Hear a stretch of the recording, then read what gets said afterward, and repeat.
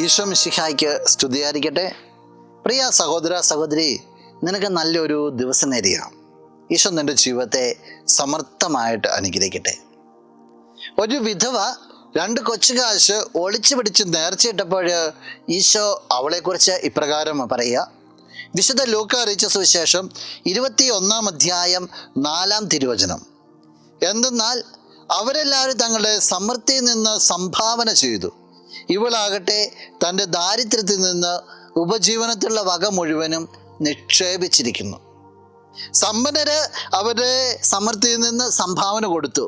സംഭാവന എന്ന് പറഞ്ഞാൽ ഉള്ളതിൽ നിന്ന് എന്തെങ്കിലും ഒരു അംശം എടുത്ത് കൊടുക്കുന്നതിന് സംഭാവന എന്ന് പറയുന്നത്, ഉള്ളത് മുഴുവൻ കൊടുക്കുന്നതിന് അല്ല. എന്നാൽ ഈ വിധവ വളരെ കുറച്ച് കൊടുത്തോളൂ, പക്ഷെ അവൾക്ക് അത് മാത്രമേ ഉണ്ടായിരുന്നത് മുഴുവൻ കൊടുത്തു. അതിനെക്കുറിച്ച് പറയുക, അവള് നിക്ഷേപിച്ചിരിക്കുന്നു എന്നുള്ള 2 ടേമാണ്, സംഭാവനയും നിക്ഷേപവും. എന്തെങ്കിലുമൊക്കെ കൊടുക്കുന്നതിന് സംഭാവന എന്ന് പറയുന്നുണ്ടെങ്കിൽ, നിന്റെ ജീവിതത്തെ തൊട്ടറിഞ്ഞ് നിനക്കുള്ളതിന് ദൈവത്തിലേക്ക് വിട്ടുകൊടുക്കുന്നതിനെയാണ് നിക്ഷേപം എന്ന് പറയുക. അതൊരു നിക്ഷേപമായിട്ട് സ്വർഗത്തിലുണ്ടാകും. ദൈവത്തിന് വേണ്ടി നീ നൽകുന്നതിനെക്കുറിച്ച്, ദൈവത്തിന് അനുസൃതമായി നിന്റെ ജീവിതത്തെ ക്രമീകരിക്കുന്നതിനെക്കുറിച്ച് ഒന്ന് വിലയിരുത്തുന്നത് നല്ലതാണ്. നീ സംഭാവനയുടെ ലിസ്റ്റിലാണ് വരിക, അതോ നീ നിക്ഷേപത്തിൻ്റെ ലിസ്റ്റിലാണ് വരിക? എല്ലാം മറന്ന് ദൈവത്തിനൊപ്പമായിരിക്കാൻ, ദൈവത്തിന് വിട്ടുകൊടുക്കുവാനായിട്ട് നിനക്ക് സാധിക്കട്ടെ. നമുക്ക് പ്രാർത്ഥിക്കാം. കണ്ണുകളടച്ച് കരങ്ങൾ കൂപ്പാം. നല്ലവനായ കർത്താവേ, നിന്നെ അങ്ങ് സ്തുതിക്കുന്നു, ആരാധിക്കുന്നു, മഹത്വപ്പെടുത്തുന്നു.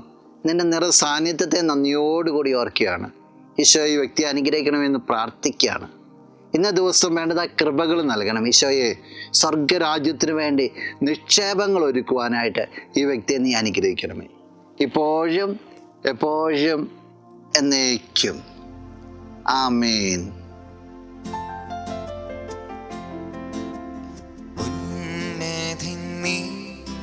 അത്യുന്നതൻ നീ, അങ്ങേ പോലൊരു